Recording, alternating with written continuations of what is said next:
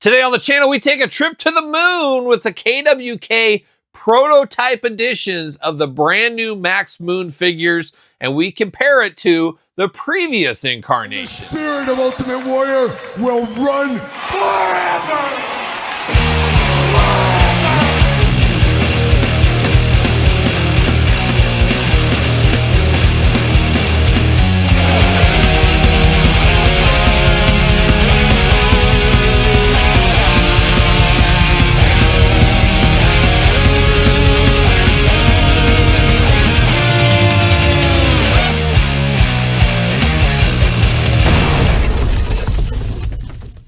Welcome everyone, Kyle here, back again with another KWK Retro Wrestling unboxing. I guess more like discussion, as today I got two new samples from KWK of their brand new Max Moon figures. So I gotta give a special shout out to KWK, Kayfabe Collectibles over there, sending me these two Max Moons to check out.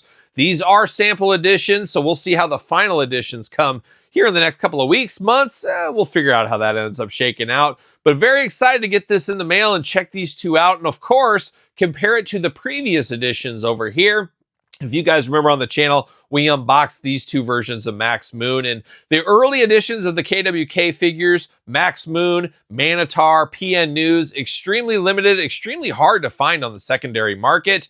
A lot of stuff's changed with KWK. A lot of stuff's changed in the toy community as a whole over the last couple of months, but KWK dropping prices, and this is one of the first ones that they dropped pricing on. I did one of those, I can't believe this is real, how cheap these figures were compared to their competition. And I think that is a huge niche. And they said, hey, we don't need to take as much margin as others. A lot of different reasons, a lot of business hat talk for that, which we've talked about in the past on the channel. But very, very affordable figures here. Make retros affordable again was their tagline, and they definitely did do that. Obviously, with the whole tariff situation, all that, they did have to bump pricing up a little bit going forward. Still very economically priced compared to competition, though, I will say that. But of course, we're going to do this review like we do all the other reviews on the channel, kinda. We're not going to unbox it, but we're going to take a look at it. And we're going to see what we think between the two here. And I guess we'll start with this red one first. Now, this one feels very different. Now, we had the blue in the past. Obviously, some differences. We'll compare them. But the yellow one was the other one that was kind of off the beaten path, just like this red one right here. We're going to dive into the red one. Now, first thing you notice, obviously to keep expenses down, you don't got the apparatus, the top over there, the arm guards and things like we got in the original versions. So that is a point of difference between the two. Obviously, when the packaging comes, these will be blister carded, where these one had the removable carding. We remember that on those. So there will be enough differences to be dangerous. And there was a lot of people that missed out on Max Moon back in the day, so they get a second chance at him with some tweaks. So I do appreciate that with KWK, as they could have just straight up re-released these if they wanted to. But they had the collector's mindset in there. And I'm not the die-in-the-wool collector that, oh, it's got to be that, it's got to be that. I like it when they do little subtle differences just to have them different between the two, and they at least did that. So that's a big kudos from my end over here. But let's dive into old Max Moon. Obviously, you got to get the most out of your molds. Going to be the same molds between all these, just a little bit different coloring, obviously, especially in this example, and it doesn't have the apparatus over the top. But we got Max Moon right here. Big ponytail out the back. You got the mask going on there. Of course, 2 eyes, a nose, 2 ears, and a mouth. He's playing those human hits. He might be from the moon, but he's playing those human hits. But looking very good in the head sculpt. Very similar to these over here, of course. Got a little lightning kind of look on the top there as well. Just very, very nice head sculpt on here. I do love the shininess. I do love the gloss on this one. Now, if you guys checked out my recent unboxing of Taka Michinoku on the channel, I was really kind of down on the gloss. I felt it was too glossy. It went totally the opposite way, especially compared to La Resistance, which had no gloss at all. So it was just kind of all different ends of the spectrum. This comes in perfectly. Now, once again, I have to remind you, this is a sample, so we'll see how the original or the finished editions end up coming out. But the gloss on here is perfect. If I was KWK, this is the gloss I would want. This is the perfect amount. It's not too glossy. It's not lacking gloss. It's just right. So kudos to them. Hopefully they dialed it in. Hopefully this is where they're going to end up landing in the future with this figure, and figures also coming in the future as well. But it does look really, really good in the gloss here throughout. really makes that red pop. It almost reminds you like a cherry or something. Just a nice shine to it as well. Red and black attack throughout. Then you got all kinds of very futuristic to the moon type logos throughout on here. Looks interesting. It looks like he's got an arrow pointing down to his butt. Well, I don't know what that exactly is about. Why is there an arrow pointing right to his butt? I'm not exactly sure what that's about. Maybe Max Moon was into some different things we weren't aware of. I don't know. Who knows what's going on there?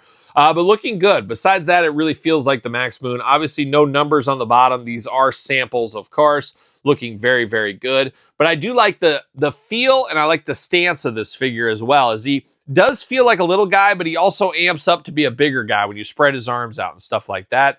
But really feeling really good. I love the articulation on these. Some of the best articulation in retro figures is they're not too tight, but not too loose. They really got the spot just perfectly here. So I always appreciate that, because I think we've all had retro figures that maybe the arms aren't as tight as we would have liked, or even go back to the Hasbro days, of course. This seems to be dialed right in where I want it to be. Now, articulation can be the same for both these guys. Arms all the way around for us here. We do get hands back and forth on this one. And, of course, two big old fists of fury going there. Head back and forth, side to side, and then waist articulation. No hole in the foot. Not going to fit on a stand of any kind. But looking very, very nice is this red one here. And I believe this is Fantasy Gear. I don't think he ever wore this. Somebody correct me if I'm wrong.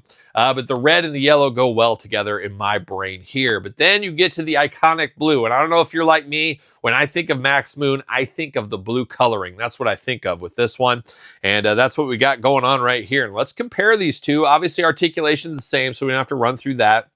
Very similar, but very different. And looking at these combined, there is really no gloss on this one at all. We got gloss over here. And once again, I think the perfect amount of gloss got on here. I don't mind the no gloss. I'd rather have no gloss than too much gloss, personally. It's a personal thing right there. But this hits it right in the middle, like I said. Now, you get the same body between these two, obviously, but you get some different colors. You got a bluer color here where it's more of like almost a tealish color over here on this side.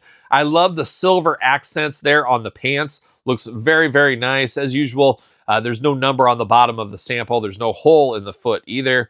Same head between the two, of course. You got the ponytail going on. I like the gloss on the ponytail. Really adds to it as well. But looking very, very cool. Gosh, I tell you what, this one's obviously worth a lot more. This one is, a lot rarer in the grand scheme of things. But I think I prefer this one over there. So that's wild, though. But I love the coloring on this. It really pops with that gloss. And you can take this apparatus, and I'm sure you can put it on the new one if you really wanted to. And that's exactly what I did right there. So you could mix and match, put these over the top if that's something you want to do. I don't think you really want to do it, but it's your toy. Do whatever you want at the end of the day. I don't care. It's your toy, like I said.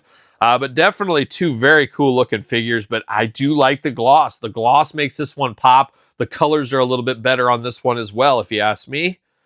Very, very cool, though. I love stuff like this. I love retro lines. And once again, I got to thank KWK for thinking of me and saying, hey, would you like to check out some early samples? And I'm going to say yes to something like that.